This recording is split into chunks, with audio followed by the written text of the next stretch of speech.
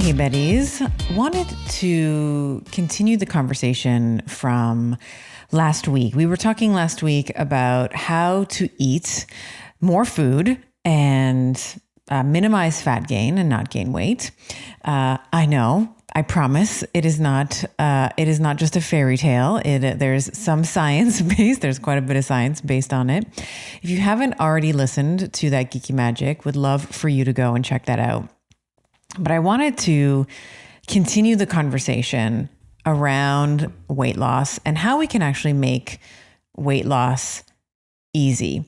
Because this is such a persistent problem, a persistent need that I encounter. And I think that while there are many techniques, there are many different, all roads lead to Rome in terms of what's the diet, what's the composition, what's the workout, what's the one supplement. I mean, these are some of the questions that I am often asked.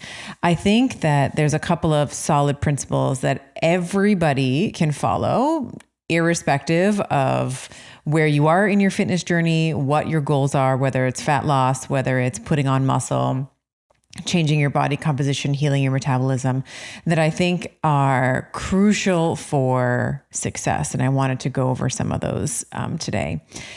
And I think that where I wanted to start is this idea of playing the long game. We are inundated with quick and cheap and hacks and haste and hustle and all of these words and this attitude of it should be quick and it should be easy. And I should be rewarded right now. And I would love for you to actually just take a step back from that insanity, that frenetic 10 pounds in 10 days, this kind of junk, and play the long game. And I actually want you to, when you're thinking about, let's say it's weight loss, I want you to think about weight loss. And when you're setting a time, if you have a timeline in mind, I want you to think about setting a timeline and then multiplying that number by 10. So I want it to be like 10x longer than your ego wants to set it for. Okay. And I think that it's important because I was, and this came up recently. I coach doctors on how to, I am putting together a certification for how to become Estima method certified. And this conversation came up with one of my groups that I wanted to share part of this conversation and part of this wisdom, because so many of us are concerned about winning. And we see this in culture, right? It's like win or lose. We want to always be on the winning side. We always want to be on the right side. And I think that I actually want to reframe that, because we are so afraid of losing. We are so afraid of failing. Failing is the ultimate F word. And we've been actually conditioned in some ways from social media to be scared of failure, to be scared of being a beginner, to be scared of making a mistake. And this is something that I do with my children. And this came up in this coaching session, and we talk about it as winning or learning. It's not winning or losing. It's win or learn. So if you didn't win, what did you learn? And there's such a frenetic, I would say almost insane energy around being afraid to fail. And this is particularly for my type A's. If you are a woman who values achievement, who values success, I am not trying to take that away from you. But what I have found as a person who has a lot of type A tendencies, who has coached a lot of type A women, this type of personality wants all the information right at the beginning, so they can, assemble and look at all the information in its totality. Typically, they want to jump to the most advanced, there's no room for let's do some foundational basics. They're like, no, I want the hardest thing. I want the most calorically restricted. I want the most advanced workout. I want all the supplements. And very often there is this all or nothing mentality that goes along with it. They've made a decision, and now that they've made this decision, they are all in for this decision. And what I have often found with my all or nothings, with my ladies, my Betties who are all or nothing, is that if you can't do all, you choose nothing. So if you can't eat perfectly, you put it in the fuck it bucket and you overeat, or you order, whatever food that you've been trying to resist. If you can't train perfectly, you'll skip the workout, or you'll beat yourself up about it. You'll go into this shame and blame spiral. And this is your ego. This is your ego that is actually trying to keep you small. It is I want to talk about how this is actually a trauma response, because I think it is. But your ego tells you, I must not fail. I must never show weakness. I can never be human. And so often, when I am working with someone who has a lot of these type A tendencies, of course, these tendencies all exist on a continuum. They're different for everybody. But sometimes I'll say something like, hey, welcome to the human race, welcome, we've been waiting for you, which often elicits some sort of giggle, or it's like, oh, I'm speaking in some ways to this egoic need to always be perfect. And in my own experience and in my clinical experience working with some of these different arrays of personalities, this is absolutely a trauma response. And a lot of doctors don't like this when I say this, but even the process of becoming a doctor, myself, I am including myself in this bucket, is a trauma response. We want to be important, because of course in society, doctors are very much lauded. They are, we applaud the success and the accolades that they achieve. And we as doctors want to be important and meaningful to somebody, because at some point we were made to feel like we were not important or meaningful to someone that we cared about. And for my type A personalities, I would say that you don't have to be a doctor to experience this all or nothing mentality. At some point, someone at some time told you or made you feel like, or your interpretation of an event was that you were not allowed to fail. Or on the flip side, that you are not or were not good enough, that you were not pretty enough, that you were not intelligent enough, that you were not capable enough. And we all, if you're listening to this and you're like, oh, damn, this is totally me, just know that you're not alone. We all have some permutation of this. We all have some version of this story. At some point, someone made us feel less than, and the ego can create a lot of very sophisticated personality traits that we almost with pride identify with. This all or nothing mentality, this I'm going to be productive no matter what. I am going to do 5 cardio sessions a week, and I'm going to do 5 training sessions a week, and I'm going to fast for 16 hours every day, and I'm going to and. So I want you to know that you're not alone. It is absolutely within your right to grieve that, because I think that as children, when we are told that we are, or we interpret a situation to be that we are not good enough, strong enough, pretty enough, intelligent enough, capable, not enough in some way, that of course what would happen, what would be expected is that we would develop strategies to help us never feel like that again, because that's incredibly painful. And what I'm suggesting here is that maybe, just maybe, if you feel called to this, that you don't have to run so hard away from that. That you can be incredibly productive, and there can be times where you can be the sloth. You can embrace your inner sloth. And this sort of all feeds back to this initial point where I'm talking about making weight loss easy. I want you to think about, you have all the time in the world.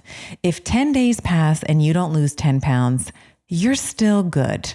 You know what I mean? You're still exactly you are perfectly imperfect. You are all of you. You are all that you need and more. And when we start to shift this way, because the kicker is when you are so restrictive, it's usually the case that you can probably calorically restrict, you can aggressively fast, you can do the cardio, you can probably do that for a little bit of time, but it is the long game. You're not able to really do that over years and decades of your life. You can probably do it for a couple months, but then when you end up falling off of that bandwagon, which you invariably will, because again, welcome to the human race. You can't stay in a caloric deficit forever. You can't maintain an unrealistic level of leanness forever. You can't fast that way forever. At some points, your hormones and your physiology is going to take over and be like, listen, this girl, like we got to get her to eat. But when you fall off that bandwagon, it's highly unlikely that you're going to get back on. And of course, the kicker is as you get, the more, last week I was talking about these 1,200 calorie diets, and like this number is in my career, if there's one thing that I'm able to achieve is to get women to eat freaking more than 1,200 calories, because I see it so often. Because the kicker, of course, is that when you completely aggressively calorically restrict like that, all of the things that we talked about last week, the BMR takes a tank, the calories that you burn during cardio and weight training decreases, spontaneous NEAT goes down, digestion slows, all the things. You also start to sacrifice your own protein as you get closer and closer to that goal weight. Your body's like, no, we got to hold on to this fat. This is our insurance policy. This is the life insurance policy that we have. We have to maintain a certain amount of fat. So let's start using this muscle. The muscle that she's been building for the past couple decades? Let's start using that. And this is why so many women lose and gain the same 10 pounds over the course of their life, because we are not fixing the metabolic parameters, some of which I spoke about last week, which is the eating more, revving up your metabolism, not being so punitive in some of these strategies. And this is why I want you to think that you have the luxury of time.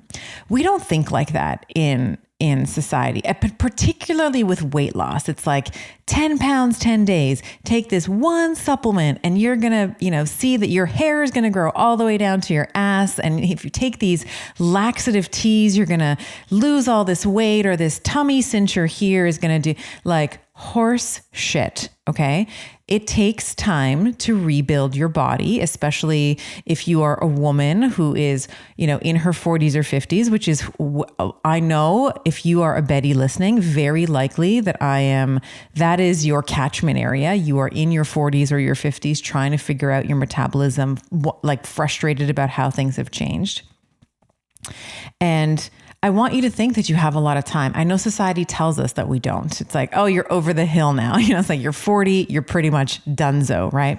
But you have at least another 40, right? I mean, science tells us this, that we have, that we tend to outlive our male counterparts. We have a longer lifespan.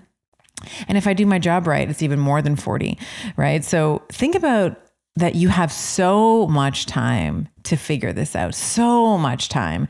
And there's actually a movie that talks about this as a currency. It's the movie's called In Time. It's with Justin Timberlake. And even though the plot of the story, like the plot of the movie is not specifically around time, this is a currency that in which they live or die by. So there's, sort of the rich people and the poor people. The poor people are always like running to the bus stop. They're always running because as their time ticks out, like they have to accumulate more time, like either through work or whatever, in order to continue living. And then, so the rich people have all the time, right? And there's this scene where Justin Timberlake, he's in this area with more affluent rich people, and someone looks at him and says, "Oh, you're not from around here." And he says, "Well, why? Why do you say that?" And she's like, "'Cause you're moving so quickly."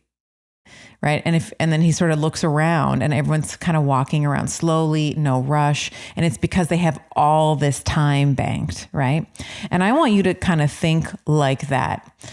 Because the number one diet killer is not overeating, right? It's not missing your workout. It's not late night snacking. It's not eating late into the night. I know I talk about time restricted eating. The number one diet killer is anxiety, because it leads to all of those types of things. Anxiety leads to overeating. It leads to missing your workout. It leads to mindless snacking. It leads to eating late in the evening, and it leads to binging, purging type of behavior. Oh, I overate by, 1,000 calories here. I'm just gonna, I'm gonna try and purge it this way. And I think that when we think about playing the long game, especially for my type A's, and I say this with love, this is all with love, by the way. This really boils down to understanding your limits, understanding the things that you can control, and giving yourself the grace to forgive yourself for the things that are beyond your control. Because my type A's, I know you so well. I am you. I am you. I wanted to control everything. I wanted to be able to control my environment, to control everything. And I write about this in my book, that every month I would try to white knuckle my way through battling against my physiology. And I think that when you look at playing the long game. So let's say you have 20 pounds to lose. Let's say you have 50 pounds to lose. Another common comment that I often get is, "Hey, I've started your diet," or "I've started eating well, and initially I lost insert whatever amount of pounds, like 5 pounds, 10 pounds, whatever pounds, and then I haven't nothing's moved for the last 3 weeks. Is it not working anymore?" And we can get into a whole other subject about why using only a scale for context for progress is flawed. But often when I ask them to give me their measurements or other things that reflect changes in their body composition, and we see massive, massive changes there. So I think that it's important for us to recognize that it takes time. Even when the scale is not moving for weeks on end, that doesn't mean it's not working. It just means that, it might be that you are increasing your muscle mass, so the weight is not being reflected. I mean, there's so many other ways that I like to evaluate progress beyond the scale, because I think the scale is mental. I know that there are some kids that listen to this who will say it is a mental game. It is mental effery in some ways. So I like to use things like measurements, pictures, right? Those are also really great. If you're taking pictures of yourself, those can often reveal changes in body composition better than a scale can. And then other tools, right? What's your muscle recovery like? What's your workouts feeling like? What's your sleep like? All these other things. So let's make weight loss easy by playing the long game. And I think that this is a general attitude that I would love for you to take on, is weight loss, and then more broadly, the pursuit of health is easy.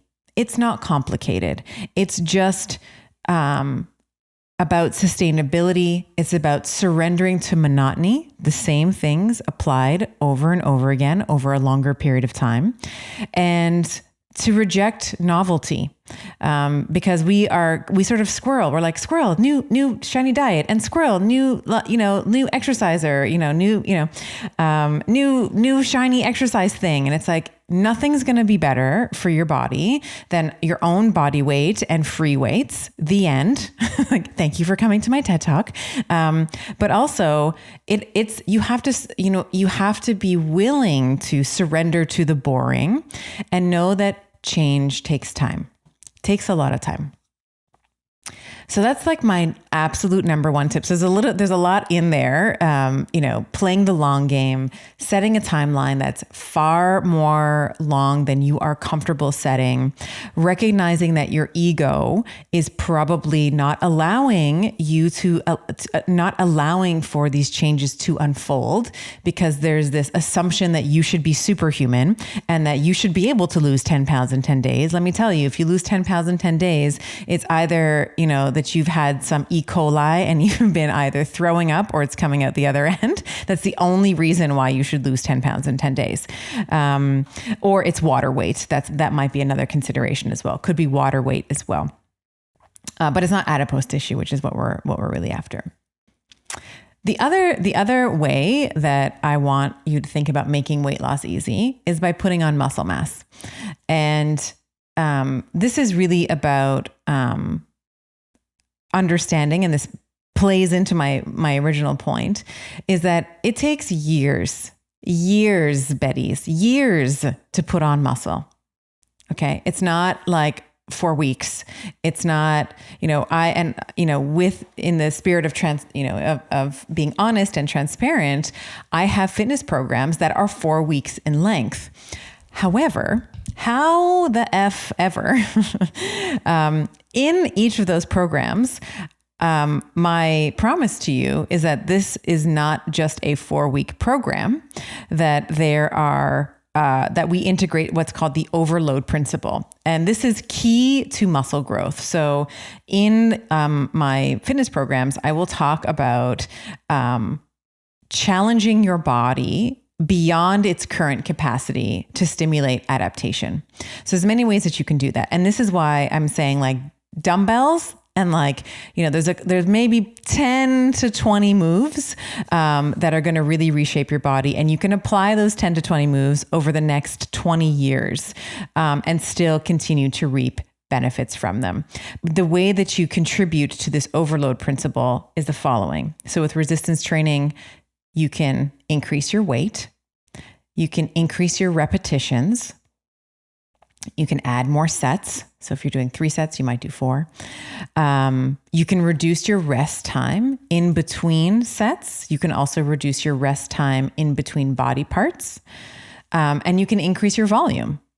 And these are actually embedded into each of my fitness programs, because even though they are like the 4 weeks is just to kind of get you started, but my hope is that you'll come back to Betty Booty or Betty Yoga or Betty Body, you'll continue to use them. And as you get stronger, you can employ this periodization or this overload principle to help you continue to get those gains.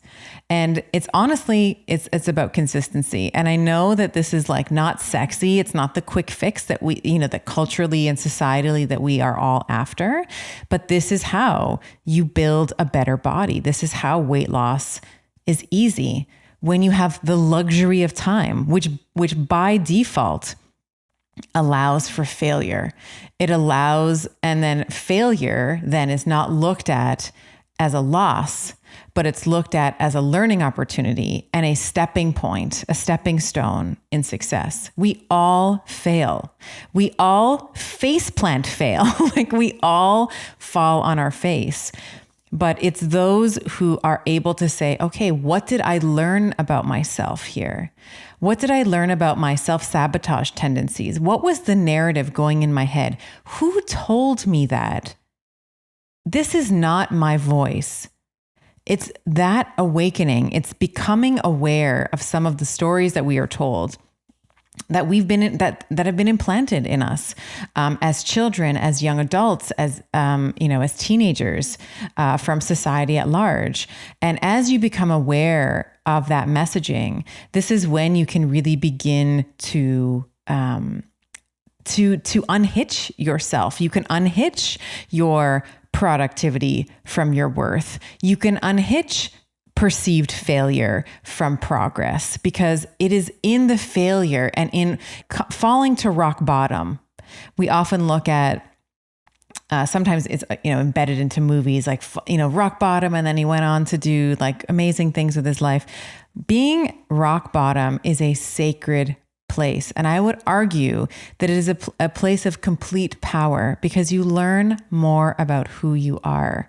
When we are just distracted by messages of perfection, when we are distracted by the pressures of time, we don't actually allow ourselves to grow into the people that we already are. And this is the final point that I'll make. You are already perfect. And this is where I would love for you to start. You are already all of what you need. Everything that you need in order to self-actualize is already within you. You don't need someone telling you. You don't need a guru. You don't need a certain type of clothing, or you don't need a certain running shoe, or you don't need you already are exactly who you need to be in order to self-actualize and become who you already are.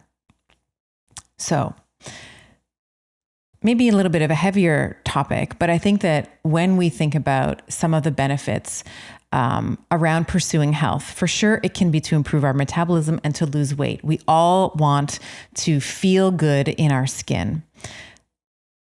I think when we begin to gently reframe this idea that we have lots and lots of time. We have lots and lots of time for baked in failures, baked in learning opportunities, and failure is no longer an F word. Even though technically I know it starts with an F, but you know what I mean. It's not an F word. It's not a derogatory word anymore. And we slowly back away from cancel culture, so that we can allow ourselves to hit rock bottom. We can allow ourselves to fail so that we can actually be in this place of power. This is where you will actually get all, and I know it sounds so crazy, but this is where you get the results that you want. Because when you take your time, you work on your form, you work on your anxiety, you become aware of this egoic need to be perfect all the time. Then this is where a lot of those anxiety producing behaviors begin to melt, and you can have some compassion for yourself, and you can have love for yourself. And that's really the magic. And then the second piece, of course, is growing muscle. But again, with this idea that it takes decades to build muscle. And to hypertrophy and to maintain that muscle. You're not going to get it in 10 days. So I hope that you found this useful, and maybe something for you to nosh on, maybe something for you to just marinate on. Like, what are some of the ways that I'm showing up for myself that are unrealistic? What are some of the ways that I speak to myself that I would never dream of speaking to another human about? And becoming a bit of maybe more aware of what that narrative might look like for you. And just catch yourself. If you're able to catch yourself in the moment where you're like, God, I'm such a loser. Like, I didn't eat well today. So just like putting it I'm just going to have the cake. I'm going to have not just one slice of cake. I'm going to have the whole cake. Or gosh, I just don't feel like I have it in me to do this workout today. I'm just going to skip it. I want you to just notice those thought patterns. And my hope is that you will begin to be more of the observer of these thoughts rather than the recipient. So rather than you accepting these messages directed towards you, you can just be like, oh, there she is again. Oh, bless her. There's that inner child that is so afraid of being abandoned. There's that inner child that's so fearful that people are going to see that she is unworthy, that she's constructing all of these stories and all of these narratives in between these 6 inches, right? In between my ears. That's driving this behavior. And my hope is that you'll just fall in love with yourself a little bit more, right? Like, we're all here. We all have these thoughts. We all have them. Every single person that you look up to, every single person that you see on Instagram, every curated picture, we all feel in some way. We all have a shared core wounds, right? Feeling of abandonment, feeling of not being good enough, all of these different things. We all have them to some degree. It's just a matter of recognizing them. And the more that you can bring them to the light, the more that they dissipate. When you keep them in the shadows is when they have their power. So I will leave you to nosh on that. I know there's a lot of psychology in there. There's a lot to unpack, but would love to know how you feel about this podcast, how you feel about this message. And maybe, is this something that you struggle with, and how? I'd love to hear from you. So you can certainly, reach out to me on Instagram. You can comment on this video, whether this is on YouTube or Instagram. I'd love, love, love to hear from you.